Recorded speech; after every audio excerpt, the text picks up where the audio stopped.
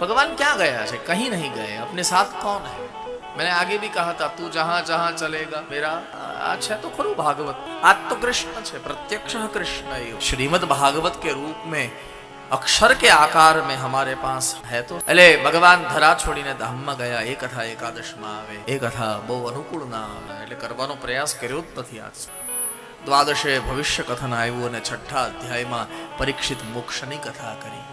સુખદેવજીએ કથાને વિરામ આપ્યો। સુખદેવજીને કીધું, સુખદેવજીએ પરીક્ષિતને કીધું કે હે પરીક્ષિત, હવે કથા સાંભળવાથી તને બ્રહ્મ મળે એમ નહીં, હવે તું જ બ્રહ્મ છે। અહમ બ્રહ્મ પરમ ધામ બ્રહ્માહમ પરમમ પદમ, તું જ બ્રહ્મ છે। હું તને કથાના રૂપમાં બ્રહ્મ આપી રહ્યો છું।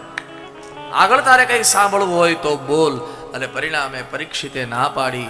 પરીક્ષિતે કીધું, તૃપ્ત થયો છું, અનુગ્રહિત થયો છું મહારાજ, તમારા કૃપા પ્રસાદથી મારી અંદર એક ભય જે હતો ને મૃત્યુનો, તમારી કથા મને મૃત્યુથી ન બચાવી શકી, પણ તમારી કથાએ એક બહુ મોટું કામ કરી દીધું। કયું? બોલે મારા હૃદયમાં જે મૃત્યુની બીક હતી ને એ તમારી કથાએ કાઢી નાખી છે।